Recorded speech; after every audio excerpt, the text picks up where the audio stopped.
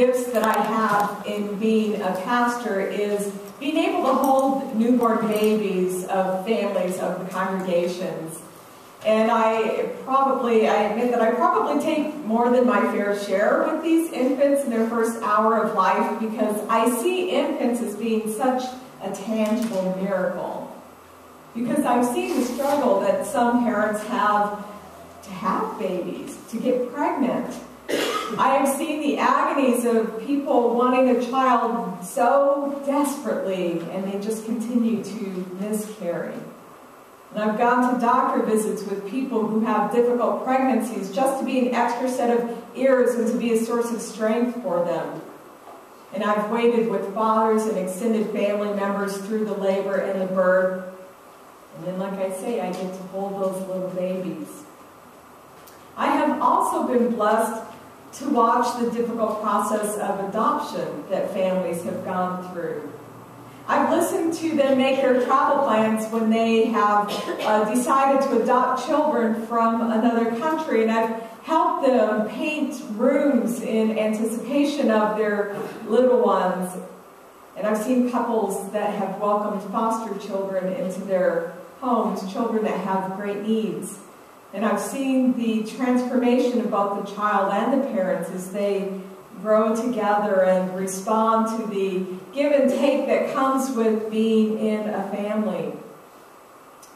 But the best thing of all is that I get to baptize infants and toddlers and children and teenagers and adults into the family of God. And I just consider that a true, true joy. I know most congregations speak of themselves as a family, and you have described yourselves in that way as well. And by that I know that you mean that you care about each other, that you keep in touch with each other through the week, you know the struggles of what's going on in one another's lives, you're willing to help one another out whenever you see a need and whenever people allow you to help them, because we don't always let people help us when we need help.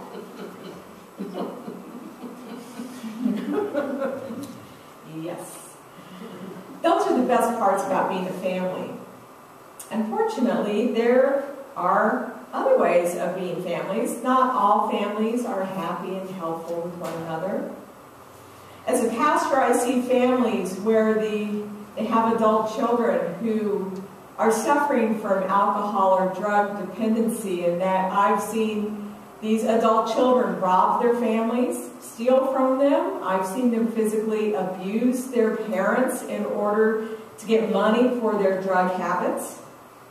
I see families where adult children fight over who's going to take care of the ailing parents, who should do it, because obviously it's not going to be them. I see adult children fighting over the monies that they think are going to be coming to them or that they think should be coming to them when their families die. I see families where they don't speak with one another. And I see families where many kinds of abuses, whether it be drug or alcohol dependencies, or whether it be physical abuse or verbal abuse or whatever, where it hides.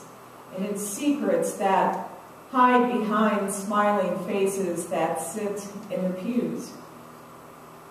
We have secrets in families sometimes because we're ashamed to admit that these things happen, and that we feel so out of control at saying no to our children, or we feel that we failed them in not being able to help them not be dependent. All these things happen to families, to members of congregations. It's just a part of being families. So we speak of ourselves as being family, and I've said this before, I'll say it again, but how do you become part of a family? It's either by birth, by marriage, sometimes by adoption. But you can't just decide on a family. As I've said, I can find a whole lot of houses in the fabulous 40s where I think I might want to go and join that family because it looks like a pretty good deal to me. But I can't knock on their door and ask if they'll let me be part of their family. Darn them all. When you're adopted, somebody chooses you. There seems to be something a little bit extra special about families when that kind of tremendous effort is made on the part of parents, whether it be to go through surrogacy or through in vitro or through adoption. But when you make this effort to bring members into your home and into your family, there is something very deliberate and intentional about this act of love and welcome, which is why Paul uses it in his letter today. Paul uses this image of this new and deliberately chosen family, and he does it so beautifully in this passage when he talks about what it means to be adopted by God, to have Christ as our brother, that we are no longer infants, but that we are children adopted into and heirs with Jesus in this family of God. That all who are led by the Spirit of God are children of God. And that this life of faith results in a new state of being for the believer because we've become part of a divine family. We are children of God, siblings of Jesus, and God's very Spirit assures us of this truth. Paul reminds us that we've received this gift through grace. For you have received a spirit of adoption. So I think about, what does that mean for us to be adopted into this family of God? Wouldn't it be nice if it meant that all those other problems went away? Wouldn't it be nice if once you were adopted into the family of God, that God said, you know what, I'm going to just stop your child from taking drugs. You don't have to worry about your child anymore. No more visits to the hospital where they're drying out for the 30th time, promising that this is never, ever going to happen again. No more visits to your child in prison. No more lonely holidays because we aren't speaking to one another. Wouldn't it be great? I wish that's what it meant.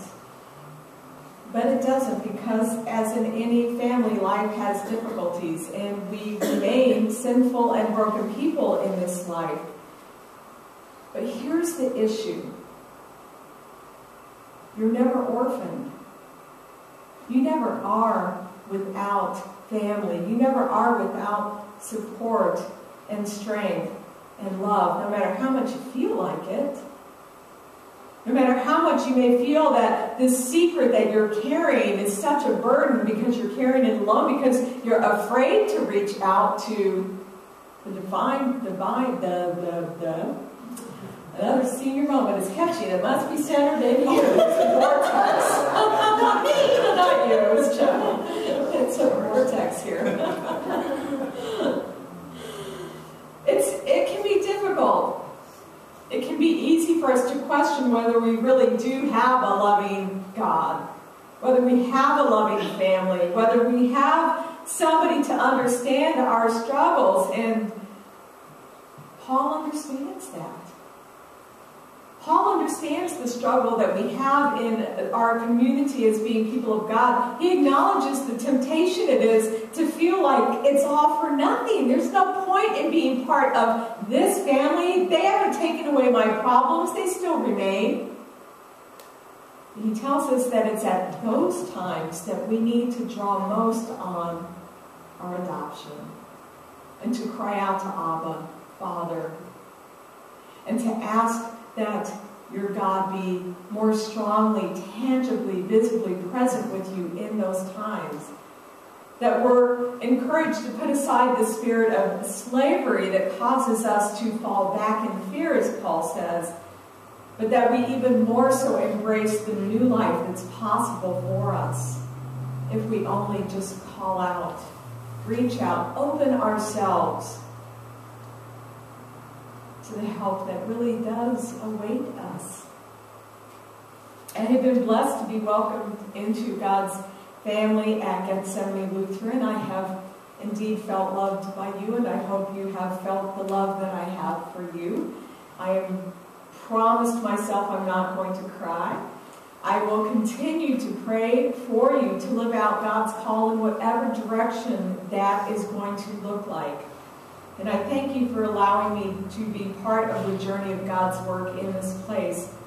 But today is Holy Trinity Sunday.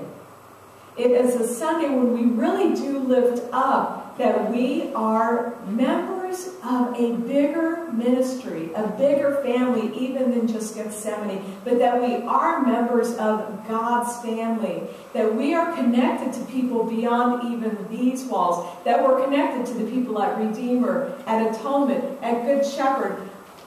May I even be so bold as to suggest that we belong to families of the Catholics, Presbyterians, the Methodists. We've all been baptized in the same God. It is the same Spirit at work.